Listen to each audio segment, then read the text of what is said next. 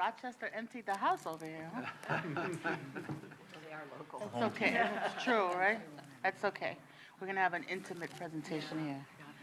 Good morning and welcome to the Western New York Regional Economic Development Council. I'm Rosanna Rosado, your Secretary of State. I had the opportunity to visit Jamestown, the city of Jamestown, this summer, or fall, I don't remember. No, it was summer, it was August, where the projects from the first round of the governor's DRI initiative are underway.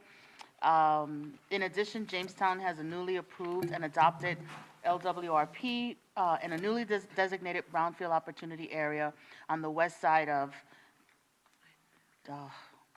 Chattacoin? River. There you go. All right. That gets an applause. Good for you. All right. All of these efforts are being funded through the Department of State's local waterfront revitalization program. I'm very proud.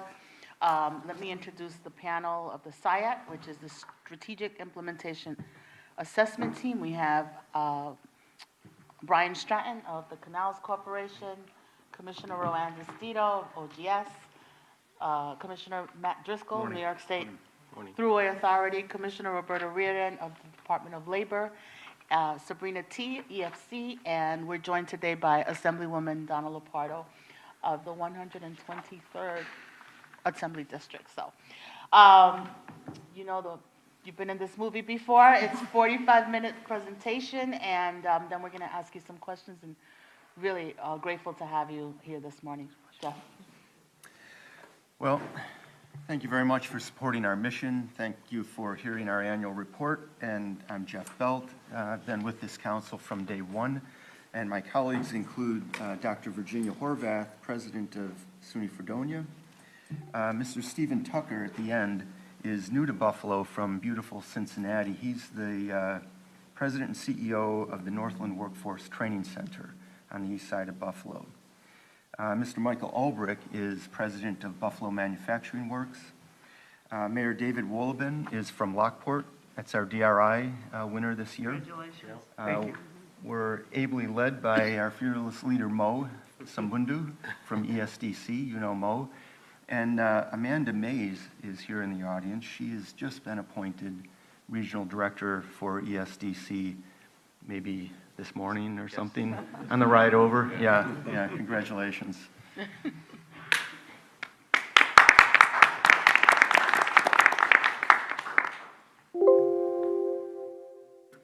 Right.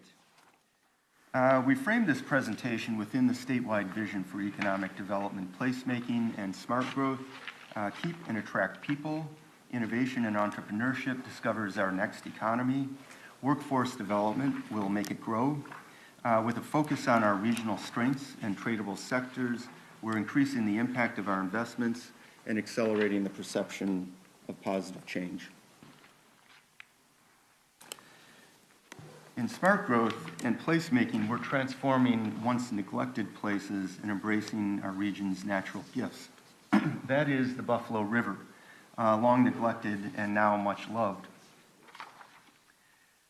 I would tell you that placemaking is affirmative economic development. To attract and retain a talented workforce and to launch and grow businesses, our region needs vibrant communities.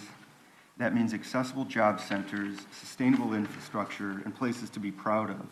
So we've directed investments to downtown Buffalo and downtown Niagara Falls. We've prioritized main streets in our villages, thus supporting walkability, upper floor housing, affordable downtown housing, form-based zoning, and other best practices of traditional town planning. We've also prioritized clean and accessible waterfront revitalization, including, of course, Lake Erie, the Niagara River shoreline, but also many streams and wetlands. Now, it was yesterday that my daughter turned 9, and she, along with every other child in Buffalo, just loves this state park playground on our outer harbor as much as she enjoys water biking on the Erie Canal in Tonawanda.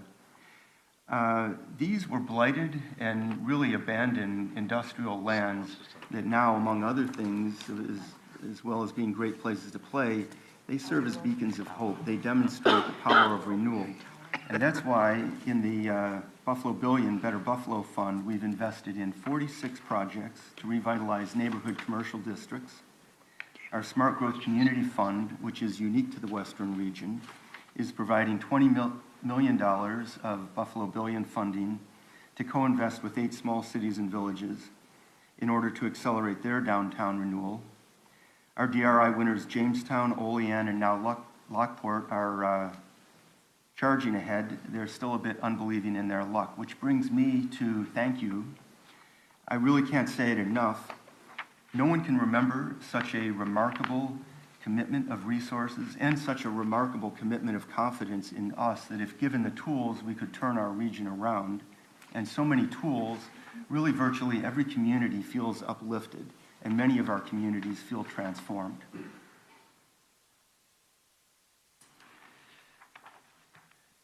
New York earned the moniker Empire State by its entrepreneurs, and with your help, we're now growing entrepreneurs by the dozen. They're really not so different than plants, these entrepreneurs. If you give them the right ecosystem, they just seem to grow and thrive. That's why we've prioritized incubators like in Olean and Harrison Place in Lockport, and we've invested in initiatives to lower barriers, such as at the Beverly Gray Business Exchange Center and the Broadway Market. They're both on Buffalo's east side, where they foster confidence among our local and more diverse entrepreneurs. Now, of course, there's 43 North, the biggest business plan competition in the nation, which pulls like a magnet. It put Buffalo on the startup map and attracted contestants from around the world. The winners stay and grow here. It's really been amazing. We have 45 of them now, growing, hiring, attracting venture capital. What we've seen is that innovation demands synergy between research and marketing. It thrives where there are role models, peers, networks of other entrepreneurs. And that's why the Western New York Incubator Network, which is a partnership of 10 incubators throughout the region, is attracting innovators and now investors. And that's why we prioritize the Innovation Hub with Buffalo Billion money to accelerate the growth of science and technology startups by moving this technology from the classroom to the marketplace. Now I'm going to hand off to Stephen Tucker, but with another word of thanks to the governor and all of you. These strategic investments which you enabled are showing the world why Western New York is such a great place to commercialize innovation, in case they weren't already convinced by electricity, supersonic flight, or spicy chicken wings.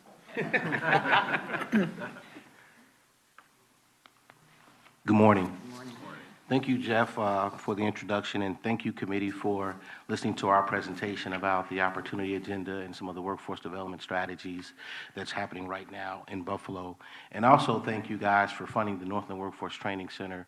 That is actually the project that brought me to Western New York. I've only been here for 14 months, and I have to say we've received a lot of support and things have been going great, and I can't wait to give you guys an update on what's been happening at Northland Workforce Training Center. So, we are focused on building our pipeline for the future by preparing our workforce with an intentional focus on building equity. Since the beginning of the Regional Economic Development Councils, we've invested over $252 million on the east side of Buffalo. And let me tell you why this is important. On the east side of Buffalo, 91% of the residents are African American, 35%, only 35% has access to reliable transportation. Only 12% has any education past high school. So we wanted to make sure we directed our investments so that we can have the biggest impact, particularly on the east side. In addition to building the capacity of our programs, we have also developed strategies to build awareness, to build interest, to also expand our work-based learning experience to young folks so that they can become aware and interested of some of the outstanding careers that we have in advanced manufacturing and energy, as well as life sciences. We've also focused on building out our opportunity agenda. I've recently been added to the Empire State Poverty Reduction Initiative, and we are now implementing what we're calling Thrive Buffalo. Thrive Buffalo is focused on lifting children and families out of poverty. United Way is the convener of Thrive Buffalo, as well as Employ Buffalo Niagara. They have been working with businesses and employers to see how we can provide access to career opportunities either within organizations or train folks to move them into high demand careers and jobs. In addition to growing our network of training programs to provide opportunities for all, we understand that people drive our economy. Targeted job training and education ensures that jobs in high-paying, in-demand tradable sectors are filled in the future. Projects like the expansion of Jamestown Community College's Manufacturing Training Institute increased our capacity to deliver advanced manufacturing training in Jamestown, as well as investments in Erie One BOCES. In addition to those investments, we've also invested in Burgard High School, which is another high school on the east side of Buffalo, to provide advanced manufacturing training for young students while they're in high school. This training is delivered by Alfred State. Once the students complete that training, they can either go on into industry or progress on to Northland Workforce Training Center, where they'll only have a year left. All of these strategies are building our pipeline for the future. We've also invested in the Veterans One Stop Center, which opened in 2013. We also have plans to expand the Veterans One Stop Center to move into the Niagara Falls area so we can provide access to services for veterans living in Niagara Falls. And in 2017, our Veterans One Stop Center served almost 2,000 veterans, and I'm a veteran as well, so I thank you guys for investing in veterans. So, the Northland Workforce Training Center. The whole purpose of the Northland Workforce Training Center is to train and prepare local residents for careers in advanced manufacturing and energy. The reason why this is critically important to our region is because we're projecting to need to fill over 20,000 job openings in advanced manufacturing and the energy sector within the next 10 years, mainly due to retirements. If we don't have a qualified workforce to fill those positions, businesses only have two options. They can either automate, which will eliminate jobs, or they can relocate, which take the jobs out of our region. So the Northland Workforce Training Center is the signature workforce initiative funded under Governor Cuomo's Buffalo Billion. It's also a part of Mayor Byron Brown's vision to transform and revitalize the east side of Buffalo. It's a collaborative approach, a partnership amongst many, many partners. Empire State Development, they are the financiers of the training center.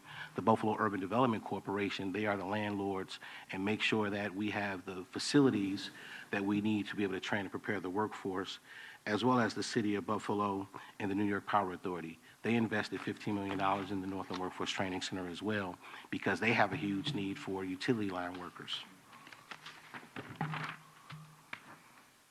So the vision of Northland Workforce Training Center is to be the premier public-private partnership that's industry-driven and employment-focused. And I want to focus on two terms in there, industry-driven. We want to be industry-driven, industry-led to make sure that we are developing the curriculum and training the students on the equipment that's right now being utilized in the industry. We're partnering with the Buffalo Niagara Manufacturing Alliance, New York Power Authority, as well as National Grid. With the Buffalo Niagara Manufacturing Alliance, they consist of over 200 member companies. They employ about 20,000 workers in Western New York. Right now, they have 3,000 job openings that they cannot fill.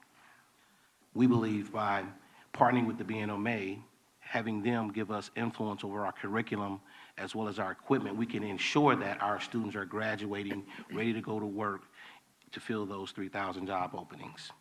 In addition to that, our mission is to build the caliber and the quality of our local labor pool to ensure that they have the skills necessary to fill these roles. The average salaries in advanced manufacturing are about $47,000 a year. The average salaries in the energy sector is about $50,000 a year. But once you get your education and you get some experience, you can progress in your career and earn upwards to $70,000, $80,000, $90,000 a year. We believe this is critically important because if we want to really move children out of poverty, we have to focus on moving their parents out of poverty. So by providing opportunities for in-demand occupations to people living in poverty, we believe we can start to change the east side of Buffalo. Our training consists of career coaching as well as recruitment and assessment. All of our students are assigned a career coach. Once they identify that they want to participate in our training programs, they have an option to participate into 6 different programs.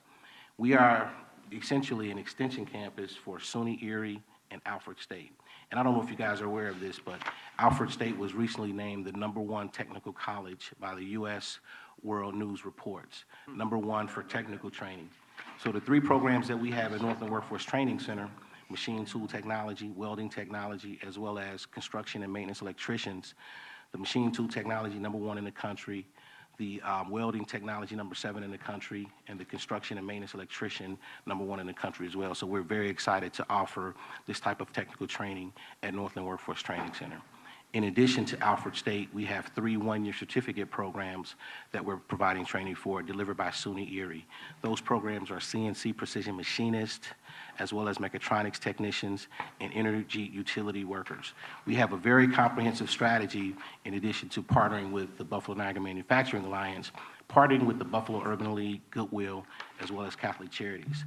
These organizations have over 300 years of providing outstanding services, wraparound services that will help students persist in the training. Oftentimes, the community college student or the technical college student is a non-traditional student. It can be a single person with 2 jobs, trying to work during the day, go to school at night, and when life happens, car breaks down or the child care falls through, they are not able to complete. So with the Northland Workforce Training Center, we're going to provide intense wraparound services to assist these students in completing the training. We have an organizational goal of 80% completing training and 75% of our students placed in jobs making entry-level salaries between $30,000 and $50,000 a year. We also want our students to attend Northland Workforce Training Center with little to no out-of-pocket expense to them. We all know that college debt is a crusher on individuals, especially trying to move up in their careers. So we leverage Pell, we leverage TAP, we leverage Say Yes, as well as external scholarships so that our students can go to school without incurring any financial aid or any debt. So we're off to a great start, and we're very excited about some of the work that we're doing at the Northland Workforce Training Center. We recently opened up our initial student body, started their training on September 10th. We started with about 120 students. We have 5 classes that's operating right now, and the diversity of our students is outstanding. That was one of the strategies as well. How do we work with business and industry to help those industries diversify their workforce? Right now, the representation of minorities as well as females in the production environment as well as energy is less than 10%. Our initial student body, we have 64% diversity. We also have 22% female participation, along with 5% veterans. 4% of our diverse population in the initial student body come from the immigrant and refugee community. So once these students graduate, we are going to place, my personal goal is 100% of them in employment opportunities with those industry sector partners.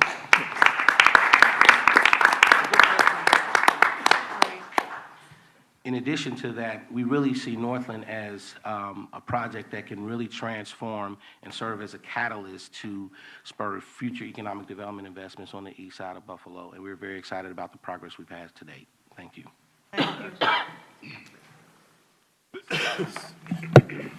Morning, everyone. I'm especially excited to be here today and sitting next to my partner in manufacturing, Stephen. If you can't tell, he's a rock star and a huge asset to our region.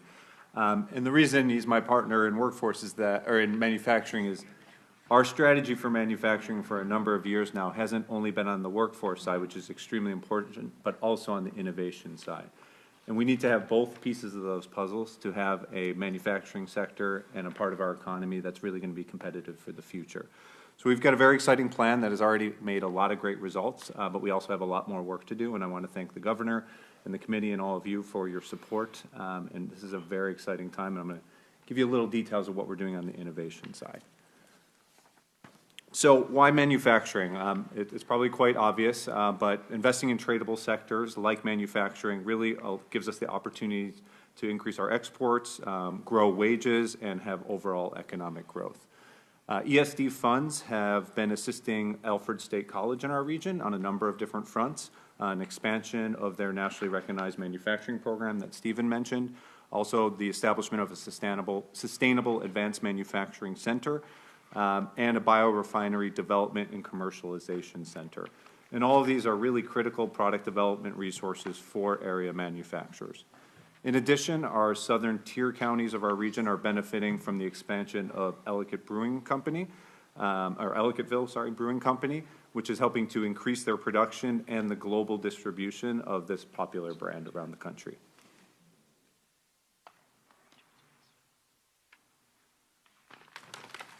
Sorry, I think I skipped a slide there. Apologies for that. In addition, if you look at the advanced manufacturing sector and the materials and manufacturing and machinery cluster, we're demonstrating growth in average wages, which is well above the regional average. Buffalo Manufacturing Works has done over 110 projects with private sector members and $4 million in private sector investment. Buffalo Manufacturing Works is also going to be moving over to the Northland Beltline, Northland Corridor, being co-located with Stephen and the Workforce Training Center this summer to expand the facilities and continue to put Western New York on a hub, on the map as a hub of manufacturing. And this strategy of workforce and innovation is building what I think is safe to say is going to be a nationally and maybe even internationally distinct and unique model. And we're really excited about continuing to work on that together. In addition, at Buffalo's High-Tech Innovation and Commercialization Hub at Riverbend, the Tesla Gigafactory has ramped up production in 2018, and the Excelsior tax credits are helping assist with capital improvements to facilitate business growth across a wide number of companies, ranging from cutting-edge existing manufacturers like Moog to early-stage technology companies in the manufacturing space like Post-Process Technologies, to established long-standing companies like Plesh Contract Manufacturing, which is actually our neighbor over on the east side in the Northland Corridor. So lots of great and exciting investments there. I'm going to change gears now and talk about health and life sciences. We're continuing to double down in the health and life sciences cluster and been doing that for over 7 years now. There's a number of investments that are helping to grow the region's unique health and life sciences assets and generating commercial impact. Two of those are Roswell Park and the Jacobs Institute. Roswell Park Center for Immunotherapy has been critical to R&D and clinical operations associated with bringing novel cell-based immunotherapies to cancer patients. In addition, the Jacobs Institute officially launched its Idea to Reality concept. This is a medical device proof of concept center that is helping companies ideate, spur innovations, launch new products, and eventually going to be new companies from that as well.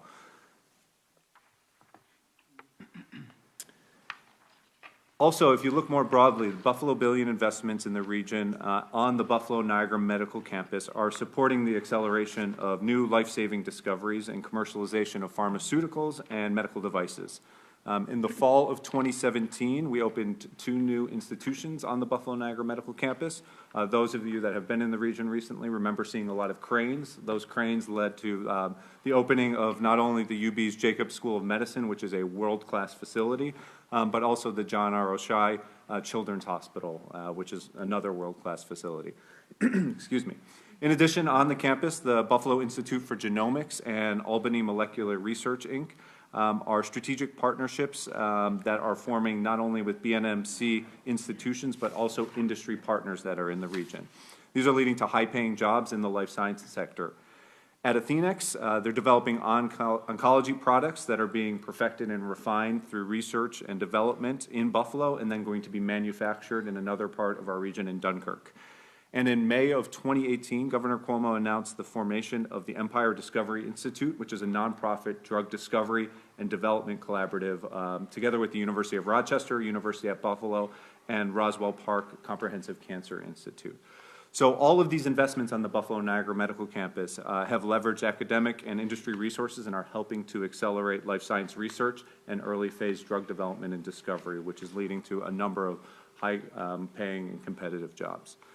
I'm now going to hand it over to Dr. Horvath to talk about investments in the region in tourism. Thank you. It's a pleasure for me to be here. I am from a family that has very deep roots in Western New York. My grandparents were born in the 1880s and came from a family of immigrants that all had independent businesses in downtown Buffalo. So that's the family that I come from, and I'm also glad to be part of the Western New York Consortium for Higher Education, 21 public and private institutions that work together to meet the educational needs of our region. That's unique in our state and elsewhere, that public and private institutions work together. Tourism has been an important part of our strategy for prosperity. And I see that the initial investments in the Buffalo Billion spread across the counties of our region. We know that there are destinations where one day isn't enough. Investing in tourism increases visitor spending and expands the sector's employment and wages. The tourism priority projects are seen throughout this region, from the restoration of Gowanda's historic Hollywood Theater to new exhibits at the Aquarium of Niagara. Funding from other state agencies contributed to new tourism offerings like Niagara Falls Underground Railroad Heritage Center and expanded historic assets like Buffalo and Erie County Botanical Gardens. The National Comedy Center, opened in Jamestown in 2018, offers interactive exhibits and programming, boosting visitation in the southern tier of our region. We also see in Niagara Falls improvements to the Upper Niagara River, the Niagara Gorge, and parkway removal projects that reconnect people with the waterfront.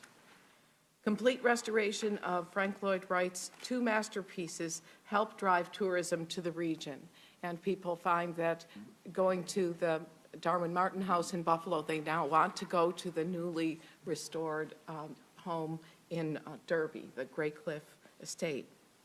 Looking ahead in tourism and building upon new hotel product and other public and private investments in Niagara Falls, the restoration of the historic Hotel Niagara and the strategic acquisition and redevelopment of key underutilized properties will unlock new potential for economic growth that we haven't seen in decades. And I see it in the region where I live as well. The priority projects that you see that we are proud to advance, 16 proposed projects, have a cost-to-award ratio of 9-to-1, and they're projected to create 143 direct jobs, 96 indirect jobs, 960 construction jobs, as well as retain 113 jobs. And you can see from the placement of these priority projects the influence not only in downtown Buffalo and Niagara Falls, but throughout the southern tier as well, in Allegheny and Chautauqua counties this year. We're recommending investment in downtown revitalization projects, including the infill project at 3 North Main Street in the rural village of Alfred, and the redevelopment of the former Welch's Foods building in historic downtown Westfield. But it's not only these downtown redevelopment projects that have risen to the top. Our region has been working on new projects that advance our entrepreneurship strategies, like the expansion of the West Side Bazaar, a successful small business incubator for recent immigrants to Buffalo's West Side, and our workforce strategy, including Erie One Bosse's new adult training center in Lackawanna. Capital improvements to major tourism destinations, including Shea's Buffalo Theater and the Botanical Gardens, the Aquarium in Niagara Falls, and the Roycroft campus in historic East Aurora. All of these will continue to draw visitors to our region. Our advanced manufacturing strategy attracts new companies, such as Novo Carbon's battery materials processing facility in Niagara Falls, as well as support companies such as Rosina Foods' major plant expansion. And an investment in the Huffman Woodward Medical Research Institute Center for Therapeutic Interactions will accelerate drug discovery in our region, advancing our health life science strategy. One of the things that we find, because we've been consistent with our criteria for downtown revitalization, now many smaller communities are understanding the steps they must take to advance small communities that face the same kinds of issues of aging facilities and use of those facilities for new jobs in tourism. This year's Downtown Revitalization Initiative winner is the City of Lockport, a concentration of assets, extensive planning, grounded in smart growth principles, and a strong public-private partnership set Lockport up for success. And I'm proud to turn the presentation over to the mayor, who will give us his overview of Lockport and plans ahead. Good morning, and I'm really proud to be speaking to you about our great little city on the canal. I only have one slide. I wanted 10, but they would give it to me. So, building upon our Erie Canal heritage and location along the Erie Canal Trailway, Lockport envisions a growing, inviting, and vibrant downtown. It is our hope that the DRI funds will create, through the projects we have presented in our application, economic opportunities through historic preservation, downtown housing opportunities, greater connectivity, and increased entrepreneurial activity in key industrial sectors. We've come a long way in the last 3 years. I've only been in politics for 3 years, but what prompted me to do that was our city had some financial difficulties, $5 million deficit that we had to crawl our way out of. Through deficit financing through the state, we were able to, now I can say 3 years later, have an $11 million surplus. Wow. So we have come a long way. Thank you. We've had some success in projects as well. Our historic Palace Theater right now is undertaking approximately a $3 billion renovation. We built a new hockey arena approximately 2 years ago through private and public funding that we're very proud of. And recently I was told that the Wilson Foundation has awarded us a $500,000 grant for a gateway project along the Erie Canal Trail. The award of the DRI has spurred a lot of interest in our city, and it's only been about 3 weeks. My community development director has been extremely busy answering phones, so that is a great thing for us. We feel that the $10 million DRI is not going to be just $10 million.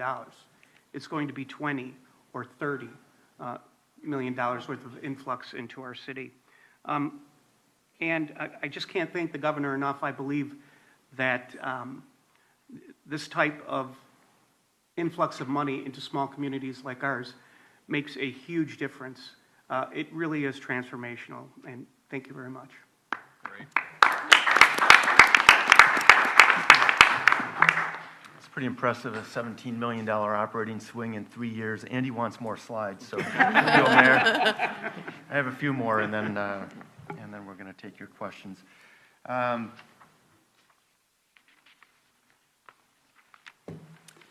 Yeah, the governor has directed a huge investment into our region. It's 605 projects totaling nearly $200 million with the 5-to-1 leverage ratio. So the CFA process has actually mobilized over $1 billion. We feel that this has retained 10,000 jobs and created about 3,600. And if you add in ESD working hand in hand with our RADC, there's an additional $5.8 billion. That's through ESD's $2.2 billion invested in 109 priority projects, Excelsior tax credits, Buffalo Billion investments, and other grants and loans, which have leveraged $3.6 billion in private funds into job-generating projects. So that's a lot of billions. And while we're there, we'll zoom in on the Buffalo Billion, its strategy of focused investment, and its already tremendous impact. The map shows the 99 investments, and beneath them, hotspots of private investment in that same time period. What we've seen is that 97% of private investments, now totaling $5.2 billion, fall within a mile of Buffalo Billion investments. Now, with your help, we've turned our region around, as you've heard us express. We're seeing growth in jobs, wages, firms, and if I could beg you to recall about 5 years ago in Albany during one of these, Howard Zemsky said, if we don't stop losing our young people, decline is baked into our demographic cake. I don't know what a demographic cake tastes like, but we have plugged that hole. And we're attracting and retaining young adults for the first time in decades. It's a donut. Yeah. Right. Thank you for the definition. Jeff confessed his love of donuts. Spicy donuts. We think the idea of the RADCs, which is occasionally controversial and occasionally under attack, is frankly brilliant because it's working. And I'd like a chance to further prove it by comparing the 2 decades, that's 20 years before, to the 7 years just past when we've had locally led, context-sensitive economic development. Since 2010, Western New York is rebounding, adding jobs, firms, and rising wages. After years of losing jobs and people, we began in a hole that we had to dig out of. The region was losing thousands of young people, but now we're gaining. We're enjoying our lowest unemployment, I guess on record. I think it's on record, along with a significant increase in new hire wages. And confidence is back. People want to do business here. 45% of all of the active Western New York businesses were filed since 2010, and visitors want to come here. 18.8 million of them in 2017. That's near to the population of New York State, just in visitors. That's up 16% from 2011.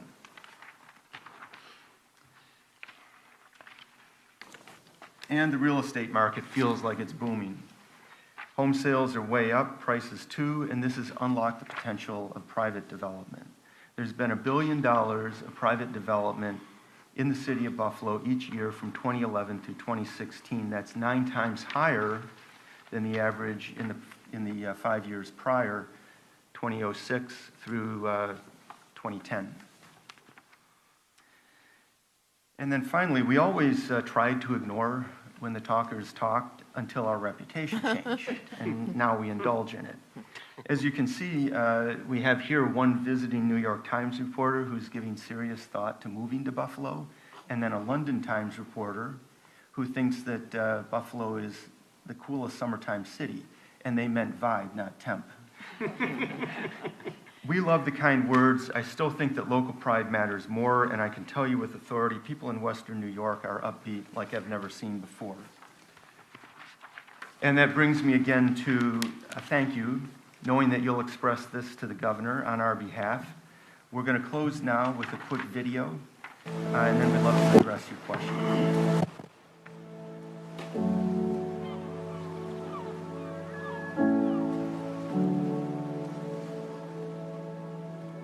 It's time.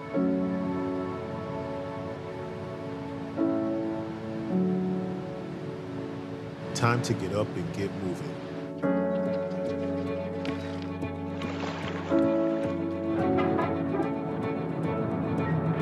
Time to work.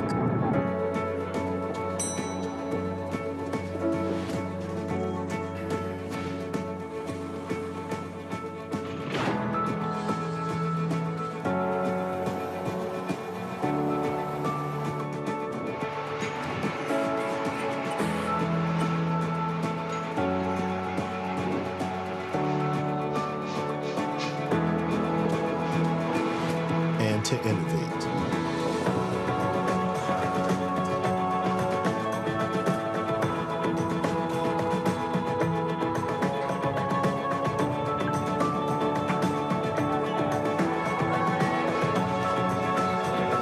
It's time to learn.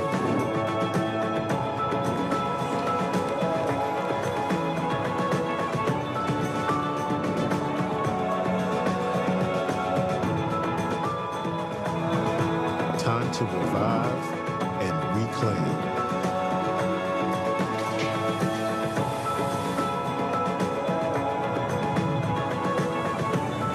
And to create.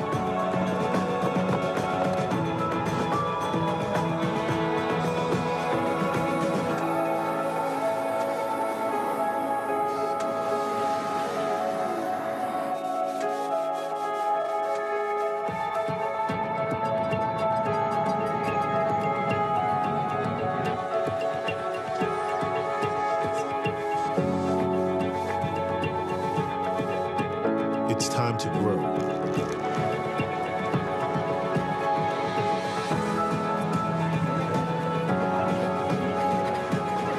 And to share.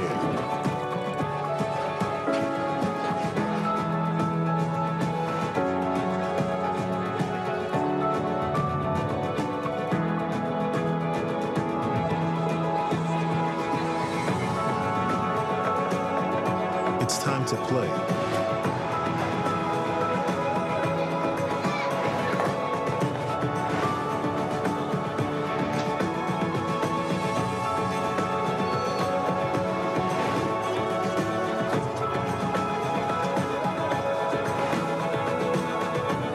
And to cheer.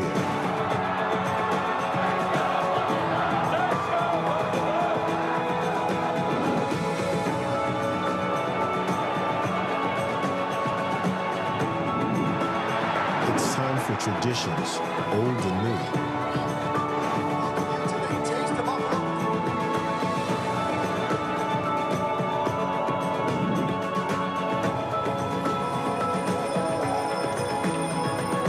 And it's time to celebrate. But it's also a good time to stop. Look around and really appreciate the moment we're living in. Right here, right now.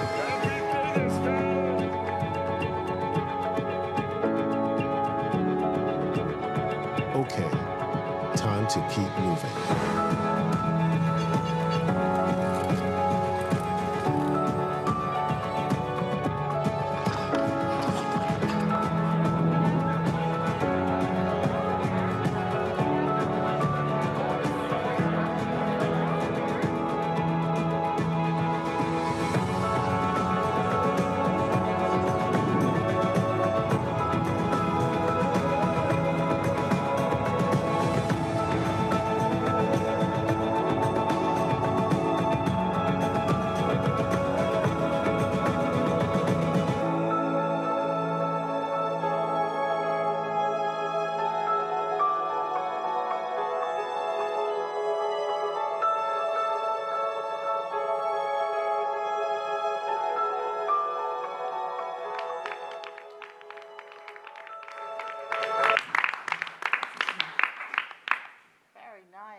Very nice. Very nice. So exciting. It's, I think sometimes we lose perspective of the 7, 8 years. So it's great to see that. So we're going to start our questions with Sabrina. Thank you so much. That was a really great presentation. So one of the things that we had noticed that is on the indicators is that actually the employment numbers for veterans are behind the state as well as other areas. So it was really great to hear that you're sort of focusing on that. So I was wondering if you could share with us a little more about the One Stop Center, the types of services you're providing, and the sort of the strategies that you're employing. And welcome to New York, by the way. Thank you, thank you. So the Veteran One Stop Center provides, wraparound services, connections to education and training, as well as job placement assistance for local veterans, and not only veterans, but their families who are coming back to the community. And we try to design the services to make the transition as easy as possible for those families. We have a network of service providers in addition to the One Stop Center, such as Northern Workforce Training Center, the Buffalo Center for Arts and Technology Center, and several other education providers who serve as referrals. And we try to make a warm handoff so that the veteran is not falling, or that person is not falling into the referral abyss, right? So those are some of the strategies, and we've come a long way, and I think we'll continue to make progress in that area. Thank you. I have a question. Is Northland a for-profit? No, Northland is a 501c3 nonprofit organization. It's actually operated by the Economic Development Group, which consists of the presidents of the 4 nonprofits that I mentioned, the Buffalo Niagara Manufacturing Alliance, Catholic Charities, Goodwill, and Buffalo Urban League. We just nominated our first board of directors, and the strategy is to make sure that our board is led by industry representatives. So it is a 501c3 nonprofit organization, and we're focused on providing the education and training and job placement that's SUNY credited to local residents. Nice. And are you servicing college-aged kids, or are you reaching into the high schools? So what's interesting is we are reaching into the high schools. We also have a strategy to raise awareness, like I talked about, as early as the 8th grade. But our first student body, the age range is 17 to 65. The average age is about 32, 33 years old.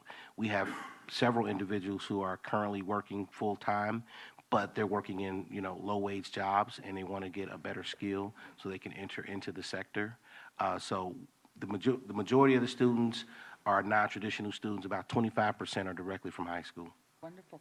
And one more question on that. Do you have any formerly incarcerated? We do. We also have a focus on returning citizens. We're partnering with CEO. They're one of our referral agencies. So I don't know the exact number, but we do have several individuals with criminal backgrounds or criminal blemishes on their record participating in the training. Okay.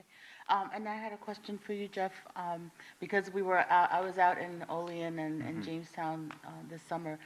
I wondered if you could talk a little bit about the experience of the smaller towns outside of Buffalo, how, what the trickle down, if you will, effect has been of the investment. I mean, obviously, Buffalo also moves the region, but, we saw some really exciting things happening in both Olean, in the community college in Olean and Jamestown. I wondered if you'd talk about that.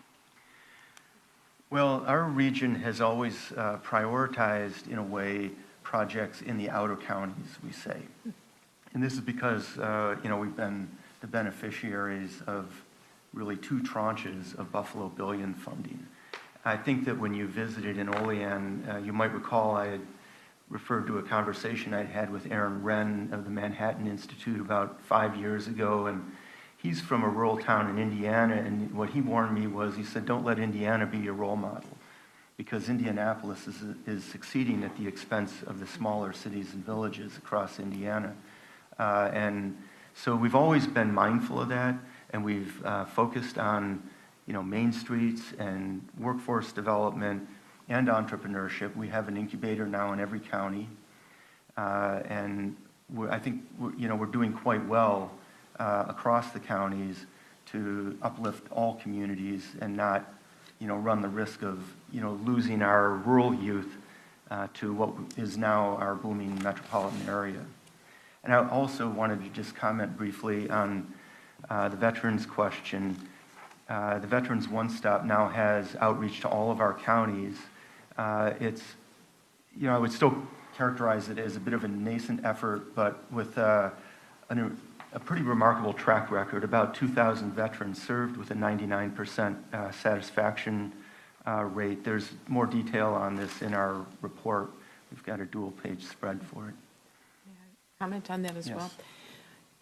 Something that I think our council has done effectively is give communities that would not have resources or a vision to accomplish their goals, a plan for that. So I worked with the Village of Fredonia and the City of Dunkirk several years ago in an application for a technical assistance grant from this council, and it helped 2 new mayors realize the strength they would have in collaborating, and we now have projects that go across the 2 communities. You'd think that they would work together, but one is a city 3 miles from a village, very different composition of their work initiatives and the culture of their communities, and they're now working together because of the models that this council has provided. And I think that the DRI has made remarkable a splash in communities, but in the smaller communities, the smart growth funds that the council has recommended has made a difference and given people almost like a seed grant, an idea of how you work together, how you partner with private sources to make a difference and be able to apply for larger grants.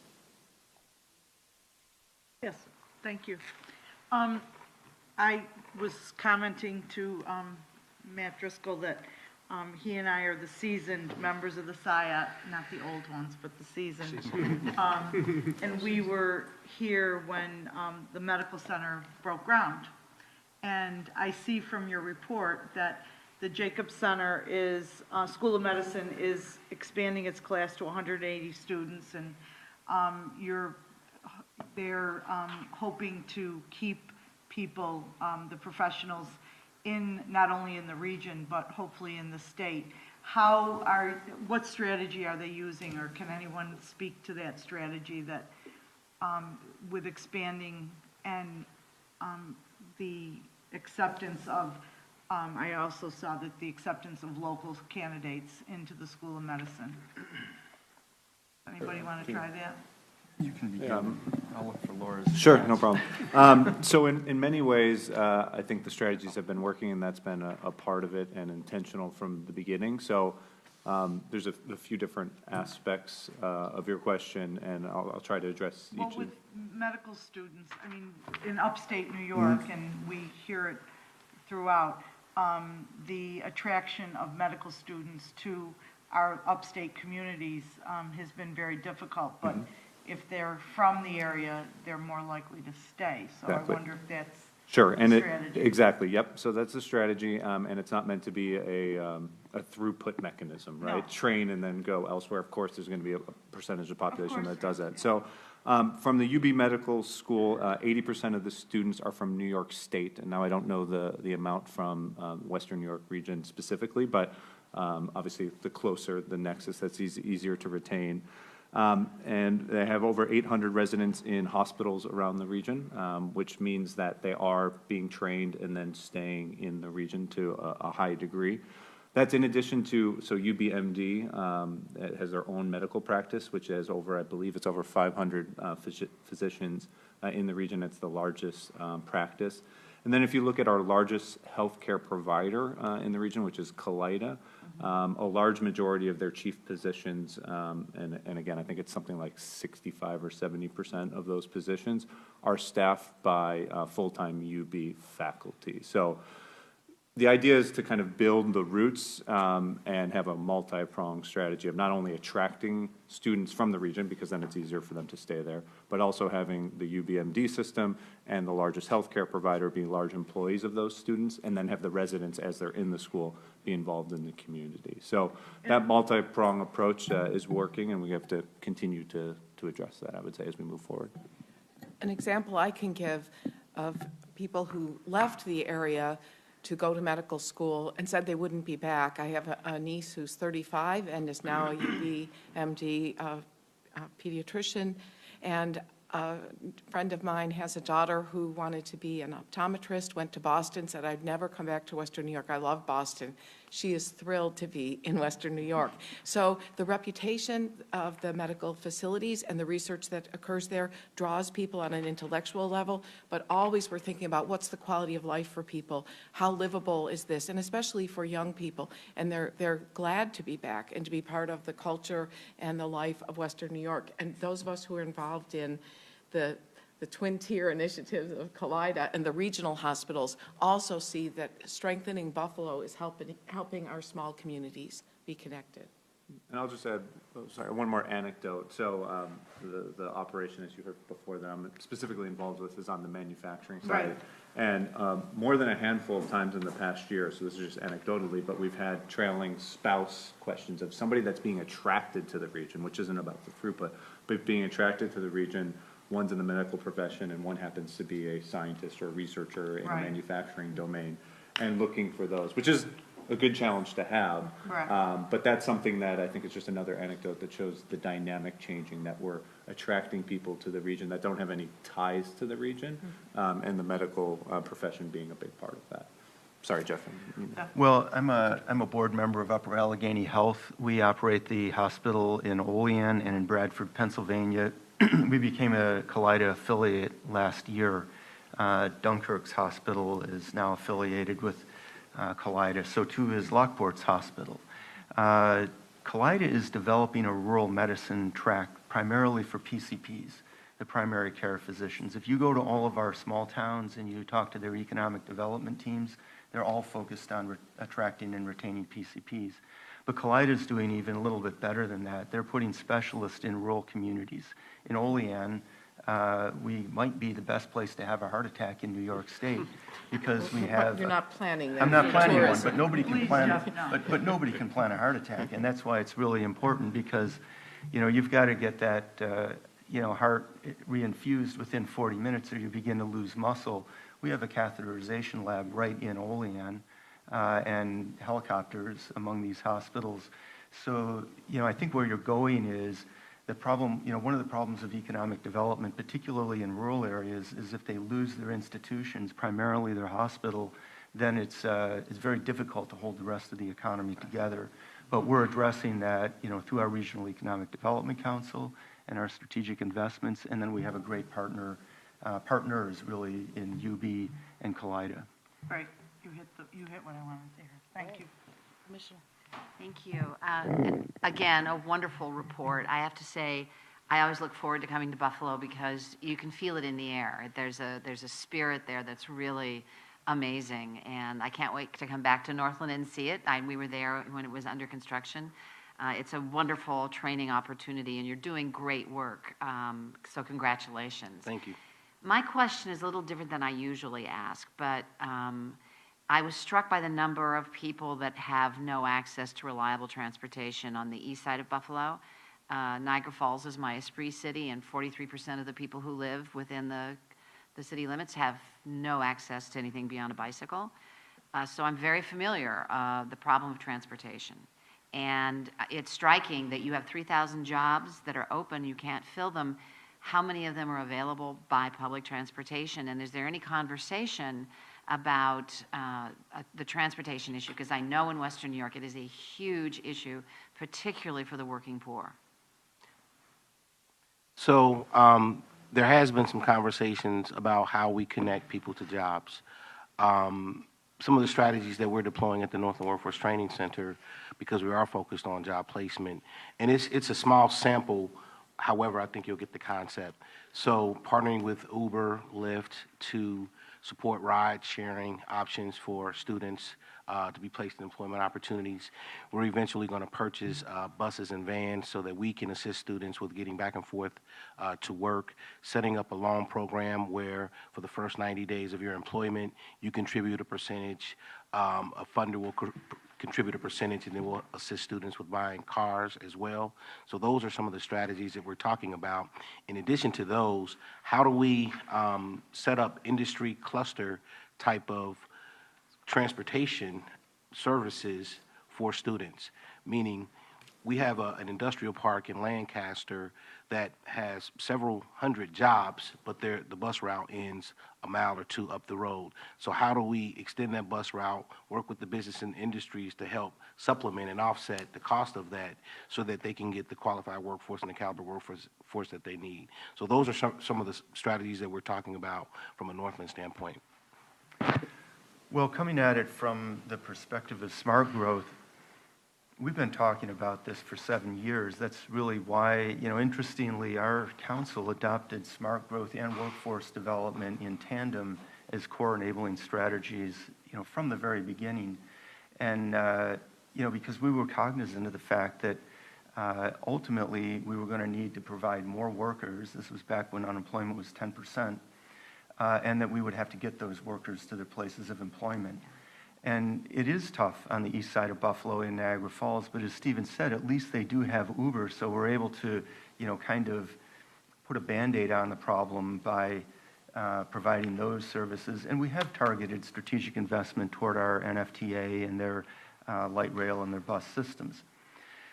When you go out into the rural counties, it's a real challenge. In Cattaraugus County, where I have my factory, we've seen that people who live in poverty spend about 40% of their income on transportation. It's really difficult to crawl out of that hole when your affordable housing is often a manufactured home community out in the country, and your doctor, your school, and your employment opportunities are down in the middle of town. So that's why smart growth is, it's not just facade improvement. We see it as, really a core enabler of, social and economic equity. If I could just add to that, the combination of smart growth and workforce being in the plan from the get-go, it might be obvious, but that is part of why Northland was located where it was, which is, 5, 6, 7 years into this plan and is now starting to bear some really amazing fruit, only being opened a few months. But that was part of the original vision from the first master regional economic development plan, to have a number of resources, namely workforce training, innovation, process improvement, others, all be under the same roof. That's easy to put on the paper, and we're actually now doing what we said we were doing and locating it right in the heart of the area that we think needs to be addressed most significantly. And if I can add, the long-term strategy for Northland, because it is a 35-acre site, the Buffalo Urban Development Corporation, they're going to redevelop over 700,000 to 1 million square feet of industrial space. We want to attract manufacturers and companies to the area so that once the students are trained, they can go right across the street for their employment opportunity. So we try to address the transportation options by bringing the services and opportunities into the community. so that we can hopefully eliminate that or minimize that. Great, thank you. I'm not sure who to direct this to, but is this on? To what extent are you coordinating your activities with your two Empire State Anti-Poverty Reduction Initiative programs, Buffalo and Niagara Falls, I imagine? And do you have any specific initiatives underway regarding childcare?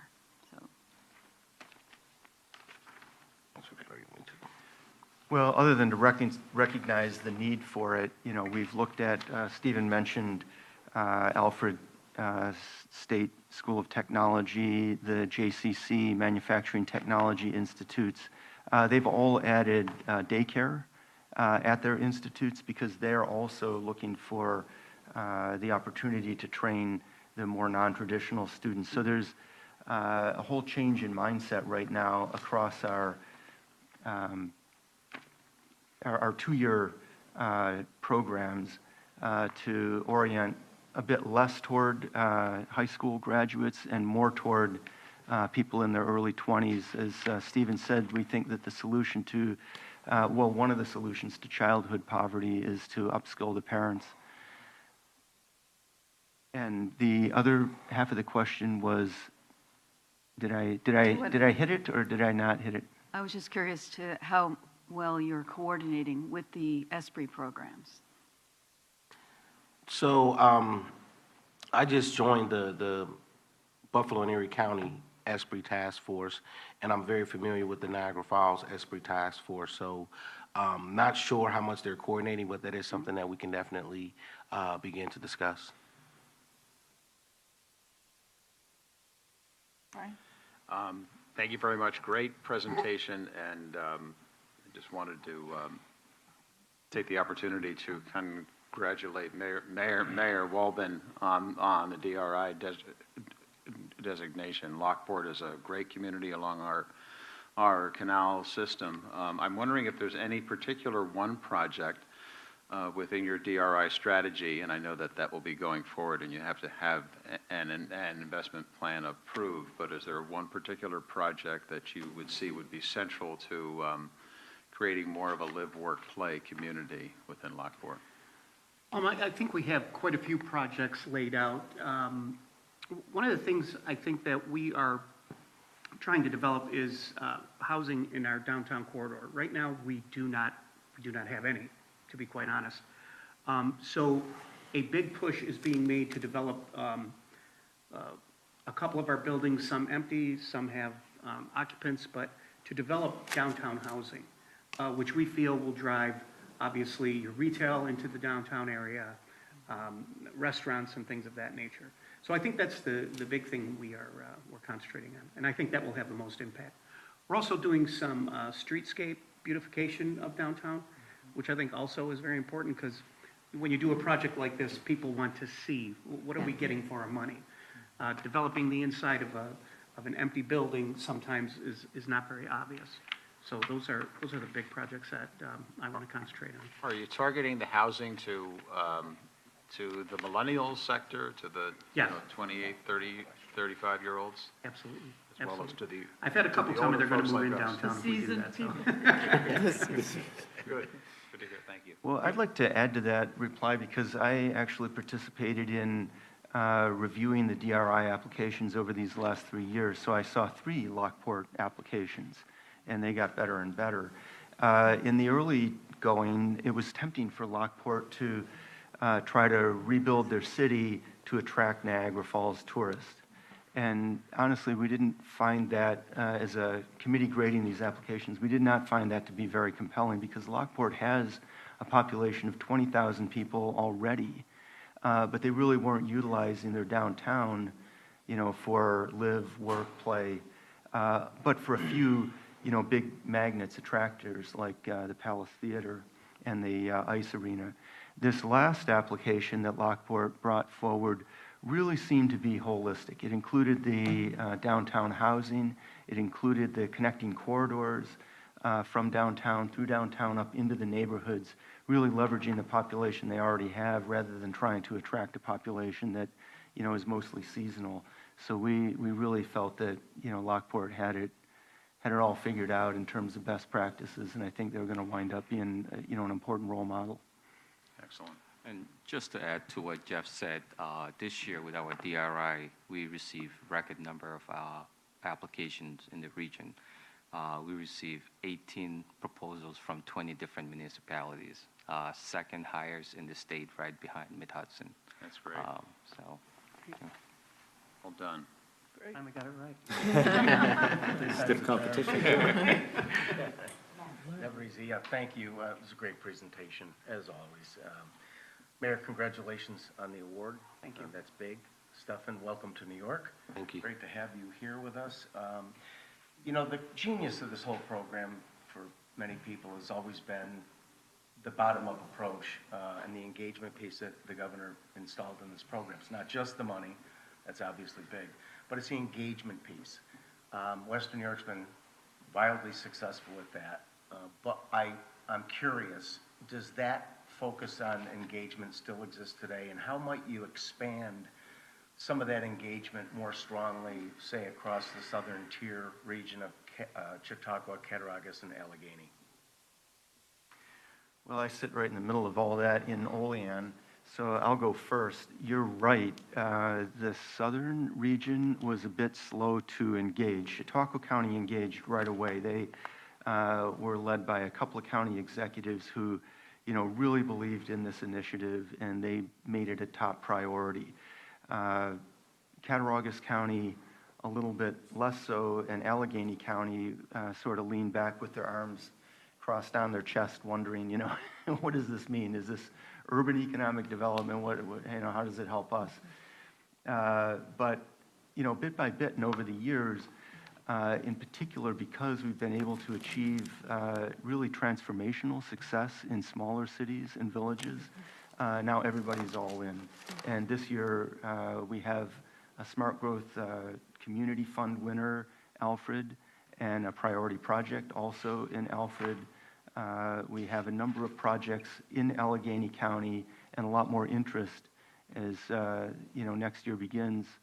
And then Cattaraugus County is also doing really well with projects down through the last few years. So it's a topic at in every legislature in our region. And I see in the area where I live a change from political lobbying for projects to engagement in the principles of smart growth. So when we heard that the Athenix plant would open in Dunkirk, people immediately started to say, how can we convince people to live in this area? And in what way are we attracting people who would work at that plant and not drive from Hamburg or drive from another city, drive from Buffalo, but live in Dunkirk, live in our county. So people are looking at things like libraries, childcare, transportation, housing, food, and the availability of food in our region. And they're also saying, how can we promote to new workers in our area the many resources that are available that lead to a quality of life? yeah. And just to add to that, one of the things that in our region that we've been trying to do is to spend a lot of time in the outer counties, outside of Erie County. Every year, as part of the CFA application process, we go to all 5 counties in our region, and we talk to folks who are interested in applying for funding, and we do that actually throughout the year.